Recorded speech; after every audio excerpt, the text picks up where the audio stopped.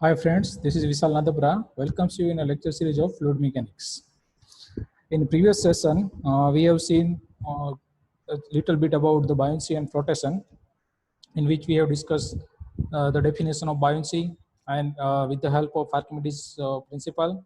Then we have seen application of force of buoyancy with the center of buoyancy. Then we have seen types of equilibrium. Then meta center, which is nothing but the hypothetical center of the oscillating body, and how to find that meta center. For that, we have discussed about almost two different techniques. One is the analytical, and another is experimental. And then we have seen the equilibrium of the floating body in consideration with the meta center. Today, we are going to look at the next chapter, which is the fluid kinematics.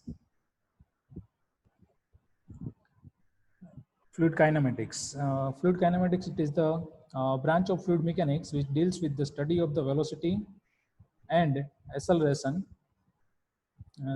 velocity and acceleration of the particle of the fluid in motion and their distribution in space without considering the force, which is responsible for the motion, or say uh, kinetic energy. So in this chapter, we will discuss about the motion, say velocity and acceleration, but we will not consider the force. Without considering the force, we will see the study, the definition, or how to describe the velocity, or how to measure the velocity of the flowing fluid, and so that the acceleration also. For the analysis purpose of fluid motion, say velocity and acceleration, there are two methods given by the two different scientists. One is the Lagrangian method given by the Lagrangian, and the Eulerian method given by the Eulerian method. First, we will see the Lagrangian method. In this method, uh, in Lagrangian method, the observer will concentrate on the movement of a single particle and the study of this single particle at different time. Let's suppose this is the pipe, and this is the particle under consideration. Say it is the particle O. O particle is under consideration. Then study of this particle, or observation of this particle when it moves at every place at different time. Say here t equal to 1, say here t equal to 2, t equal to 3, t equal to 4, and so on. So by this method, by this way, we can describe the velocity and thus the acceleration. But in this method, one problem is there, that when you are describing the velocity of this particle, you have to consider, if you consider the xyz, say Cartesian coordinate system, then the x component, or the x component in x direction is almost a function of x, sorry, x is a function of a, b, and c, and the time t, where a, b, and c is nothing but the space coordinate at any time t.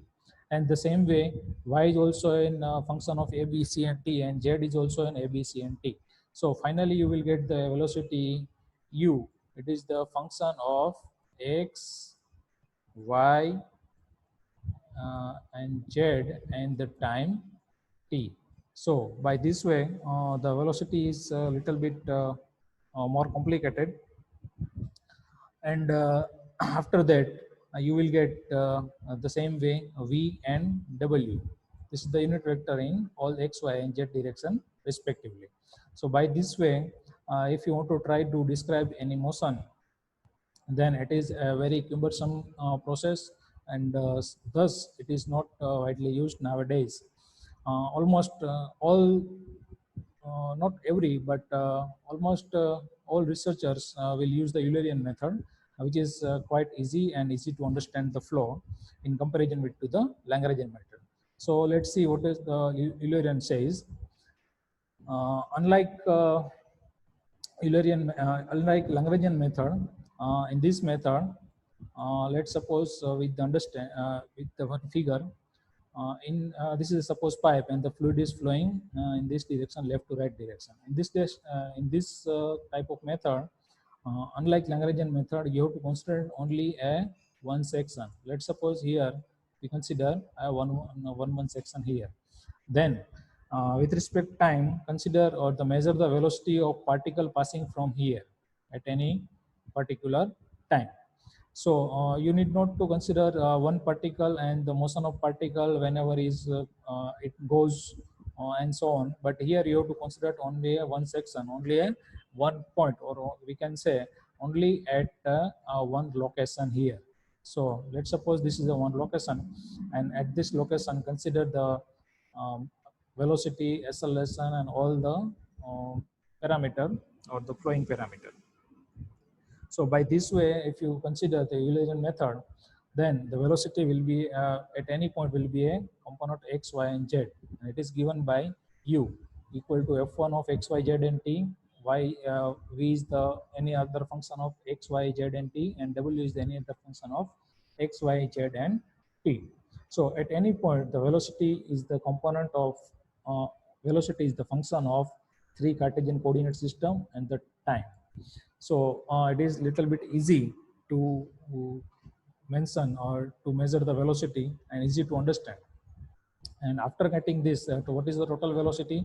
Total velocity is nothing but the under root u square plus v square plus w square. So this is the magnitude. By this way, you can measure the magnitude of the total velocity at that of this type of flow. Now, if we talk about the acceleration, then the components of acceleration of the fluid particle can be worked out by partial differentiation of the equation, just as follows. So if we take the partial differentiation of this u, then we get the equation like this. I said du is equal to del u by del x into dx plus del u by del y into dy, del u by del z into dz into del u by del t into delta t. Here we have taken the partial differentiation of this part of this u. So del u by del x. So del u by del x, again, just recall what is the partial differentiation. Partial differentiation is the differentiation in which we consider the variability of this particular variable in this direction only, and in all other direction we will consider this parameter is constant. So there is no effect in other direction than this direction. So del u by del x is the variation or rate of change of velocity in x direction times the dx. Dx is the distance in the x direction. So thus this is the component of velocity or change of component of velocity in x direction for u component. By this way, all the partial derivation we can take, and finally we get the equation of du. After getting this du, if we want to get total acceleration in the x direction, then we have to take partial differentiation with respect to time here.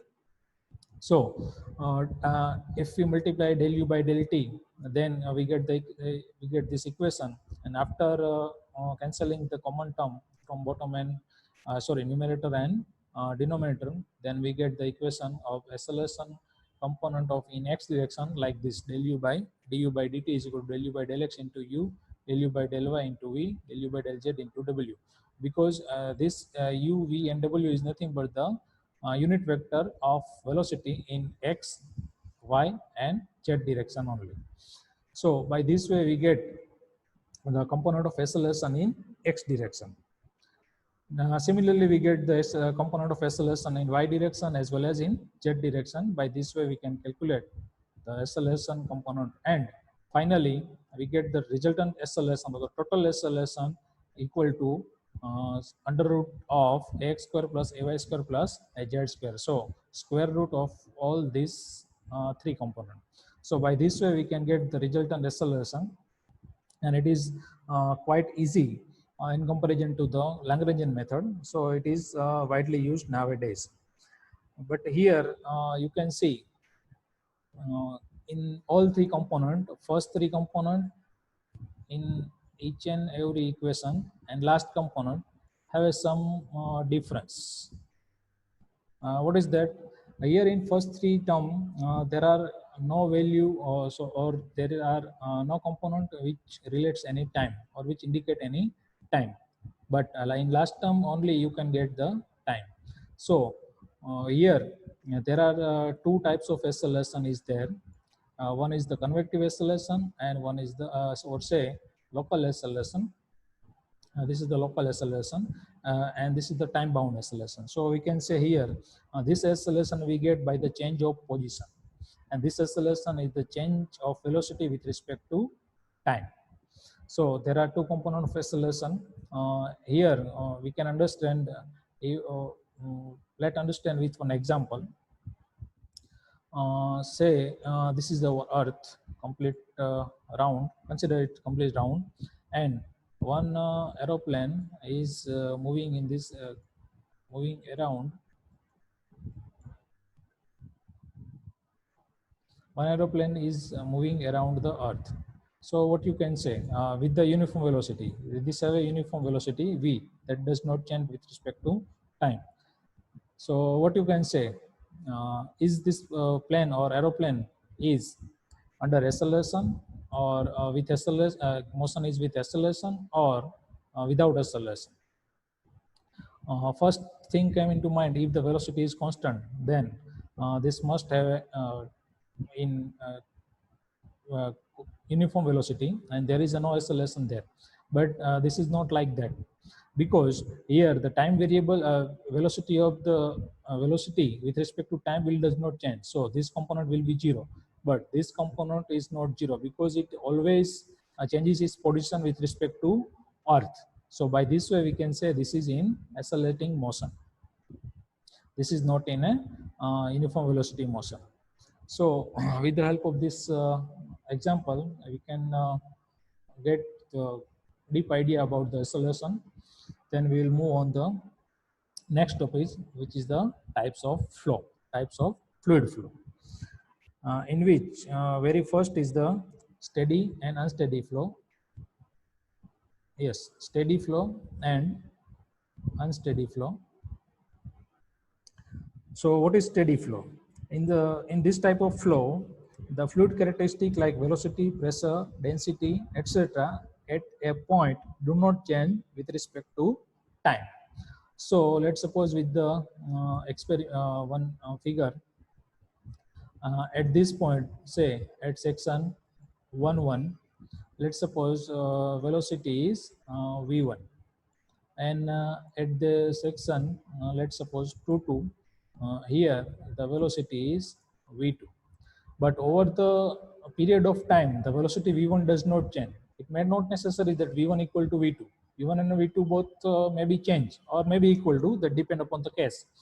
But if v1 does not change with respect to time, say you will measure at time t equal to 0 and time t equal to 1, time t equal to 2, time t equal to 3, but v1 will not change, then in this case you can say this type of flow is called as a steady flow. It is not necessary that velocity at 1 and velocity at 2 both must be equal. The v1 and v2 may be changed, but again here also the case may be the same, that v2 is not changed with respect to time. So this type of flow is called as a steady flow. If we think about the example, then the flow through a prismatic or non-prismatic conduit on a constant flow rate q meter cube per second. Say if it is a constant diameter pipe and the flow rate is q meter per second here is, and if the out is also a q meter per second, then this may be the case of steady flow. Here, if unsteady flow, then in unsteady flow, it is the type of flow in which the velocity, pressure, density, acceleration, etc. at a point the changes with respect to time. So again, let's understand with this example. If you measure the v1 at time t0, we get the v1 here at section 1. But if you measure the velocity at time t equal to t1, say after some time if you measure, then you get v2, say any other velocity than the v1. If you measure the time t equal to t2, then you get any other velocity, say v3 or any v1 dash anything. So in this case, the velocity of the flow is does not remain constant at a particular location. Let's think this type of pipe, sorry, not this type of pipe, but let's have another pipe of constant diameter.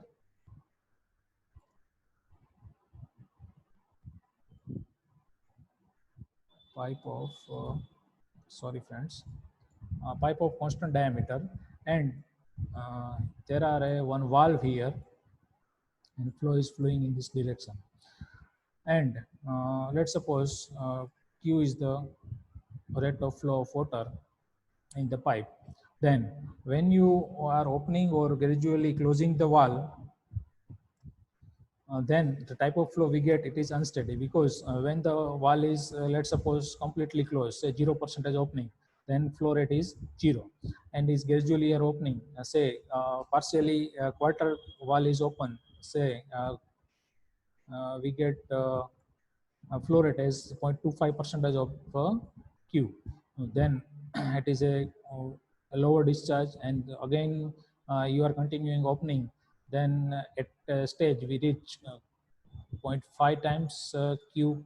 So here, when you are gradually closing or opening, the type of flow you get is unsteady flow. So the difference between steady and unsteady is the variation with respect to time. If the parameters, say velocity and all these things, does not change at a particular location with respect to time, it is called steady. And if it is changed, it is unsteady flow. Let's move on the next, which is uniform flow. Uniform flow is a little bit quite similar to the steady flow, but not exactly. The difference is that in the steady flow, we consider any particular location and measure the quantity of the measure the motion parameter on that location only with respect to time. But here in uniform flow, we will measure a particular quantity with respect to space for a particular time. So here time is not important, but space is important.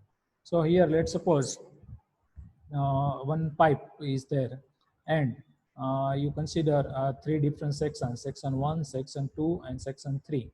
And if you measure at time equal to 0, say initially at time equal to 0, and you measure the velocity here, say here is v1, here is also v1, here is also v1, then this type of flow is called as a uniform flow. Say the velocity does not change with respect to space or with respect to the flow motion, but it may change at time changes. Say let's suppose at time t equal to 1 second you will measure, it may change from v1 to v2, and so if it changes at everywhere, say v2 everywhere, then it is called as a uniform flow. But it must remain same with respect to space. So throughout the system it does not change. So this is called uniform flow. And non-uniform flow. So for the non-uniform flow, if this velocity at different section will change, then we can say it is called as a uniform flow. Sorry, non-uniform flow. So at a particular time, when you measure the velocity at different section of the pipe, you will get the different velocity. It is not related to velocity, but all the parameter. Let's suppose a little bit in detail. So here we consider different type of four cases to understand how it differ from each other. Let's take a pen here. Say this is the constant diameter pipe, and here there are two different pipe. One have a converging section, which is a larger inlet area, and outlet area is smaller, and one is the constant diameter pipe. If you supply a constant Q here in this case, and here if you supply a constant Q, and here put the valve at the entry, so you can vary the discharge here also put one valve, you can vary the discharge. So here, just simply understand the Q is not constant here, and here Q is constant. Here the diameter is also constant and discharge is also constant. So in this case, you can say as the Q is constant, so this type of flow is a steady flow. Q does not change, so velocity will not change with respect to time, and the diameter is also constant, so area will not change, and area will not change. So at any section of the pipe, velocity will not change. So in this case, you can say this is the case of steady and uniform flow. Let's move here. Here Q is constant, say discharge is constant. So at a particular section, say let's suppose here or here, velocity will remain same, will does not change. But here the section is Q is remain same. But as the section changes, so when you measure the velocity at here or when you measure the velocity at here, you will get the two different measurement of the velocity despite having a constant discharge. So in this case, you will get two different velocities. So this you can say it is the case of steady and non-uniform flow, because with respect to space for a particular time, velocity is varying. So this is the steady and uniform. This is the steady and non-uniform. Here Q is varying, so it is just simply a non-uniform flow.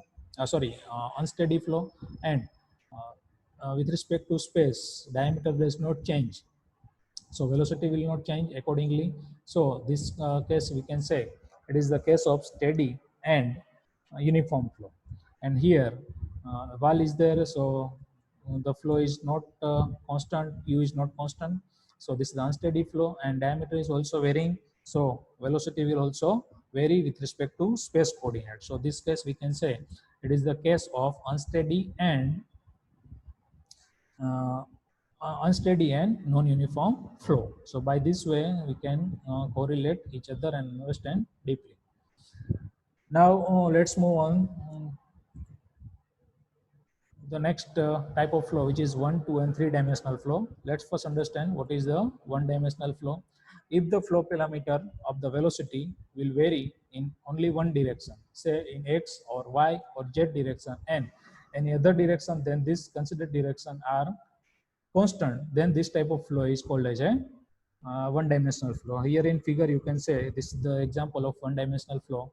The diameter may vary, but in this case, the velocity is considered in variation of velocity is considered only in one direction, and the other direction, say perpendicular to this, say in Y direction, and perpendicular to the slide, which is in Z direction, is constant. So flow in a pipe where average flow parameter are considered for analysis purpose, which is called as one-dimensional flow. In this, so in this case, we can say in almost all cases, we consider the average velocity for the analysis purpose for any particular pipe. So this is the case of one-dimensional flow. Sorry. Then in two-dimensional flow, if you consider the variation of the velocity throughout the section like this, this is the this will indicate the variation. Here is the maximum velocity, and here is the minimum velocity in contact with this surface or fixed surface. Then this type of flow is called as a two-dimensional flow. And if we talk about the example, then the flow between two parallel plates of infinite extent is called as a two-dimensional flow, or we can say flow in the mainstream of the wide river, very wide river, not a very narrow. So this is called as a two-dimensional flow. And in this three-dimensional flow, if we consider the example, then it is a very random flow, or when flooding condition in the monsoon, this type of flow is called as a three-dimensional flow. Here, variation of the flow parameter are considered in all three dimensions. So this is a 1, 2, and 3-dimensional flow. Then let's say rotational flow. Rotational flow is the flow in which the fluid particle will also rotate around its own axis with the flow. So here, let's suppose a fluid is flowing in this type of rotation. So once particle is here, another next position is here, next position is here. And during this motion of the fluid particle, if the fluid particle will also rotate around its own axis, let's suppose here, at every moment. So during the motion or during the motion, if the particle will also rotate around its own axis or around its own axis passing from the center of gravity, then it is called as a rotational flow. And the motion of the liquid in a rotating tank, it is considered as a rotational flow. Then let's see irrotational flow. Irrotational flow, it is the flow in which when the fluid particle moves along the path or along the streamline and does not rotate around its own axis, then it is called as a irrotational flow. So let's suppose a fluid particle move in this direction, and fluid particle have a 3 different positions like this, but it is not rotating around its own axis. So this is called as a irrotational flow. Now let's see another type of flow, which is laminar flow. Here, laminar flow is the one in which path taken by the individual particle do not cross one another and move along well-defined path. So here, let's suppose there are here there are 4 different particles which move, say 1, 2, 3, 4, and 5. All these 5 particles move along the line and parallel, and the path of motion of all particles will be parallel to each other, and it will not intersect any other particle. Or we can say it is the layer by layer flow. And this type of flow, the value of Reynolds number Re is less than 2000. So Re is nothing but the rho V d by mu, where rho is the density of the fluid, V is the velocity of the fluid, d is the diameter in which the fluid is flowing, and mu is the dynamic viscosity of the fluid. And if you measure this quantity for any type of flow, if the value of Re is less than 2000, then it is called as a laminar flow. And next is the turbulent flow. So for the turbulent flow, the motion of the fluid particle is not straight or not parallel to each other. They move randomly in this direction. Say this is the particle, this is the movement of one particle. Then the movement of another particle may be like this. The movement of another particle may be like this. So there are random movement, and there is it may be happen when the velocity is very high. When a flooded condition, when the river flows at its fullest, then in that case we get the turbulent flow. And in this case, the value of Re, say Reynolds number is greater than 4000. So if the value of Reynolds number is less than 2000, it is called as laminar flow. And if the value of Reynolds number is greater than 4000, it is called as a turbulent flow. But if the value of Re is in between these two limit, then it is called as a transient flow. In some books, it may be considered as another type of flow, but transient flow is not any type of flow. It is in transient state. Transient state. So in this case, you cannot say whether it is a laminar flow or it is a turbulent flow. It is in between these two stages. It continuously in transient form. Sometimes somewhere you may consider it as a laminar, or somewhere you may consider it as a turbulent flow. If you don't know about the Reynolds number, then don't worry, we will discuss in detail in the coming lectures.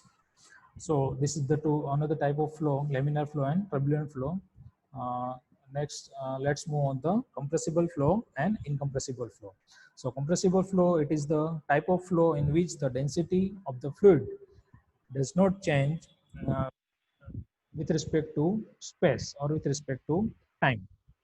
Say density will remain constant for any particular flow, then it is called as a compressible it is called as a incompressible flow. But for compressible flow, density will not remain constant. If the density is varying, if we take the example of this type of flow, then our let's consider LPG cylinder. In LPG cylinder, inside it is in liquid form, but when it comes out for the burning purpose, and the cylinder, when it let the burner, it will changes into the gaseous form, so density will change. So this is considered as a compressible flow. And incompressible flow, at a flow in which the density is constant, density will not change. In real practice, all the fluid have a little bit compressibility, but for the simplicity, in many theory, we will consider water as an incompressible fluid. Then let's talk about types of flow line, but that is all for today. We will conclude here what we have seen today. We started with the definition of the fluid mechanics, sorry, fluid kinetics, which is nothing but the study of the motion parameter of the fluid without considering the force responsible to cause the motion. Then we have seen types of flow. Uh, Before that, we have seen Lagrangian method and Eulerian method, and derived the equation of velocity and acceleration for Lagrangian method. Then we have seen steady and unsteady flow, uniform and non-uniform flow, 1, 2, and 3-dimensional flow, rotational and irrotational flow, laminar and turbulent flow, and lastly, compressible and incompressible flow. So that is all for today, friends. We will meet in a next lecture. Thank you.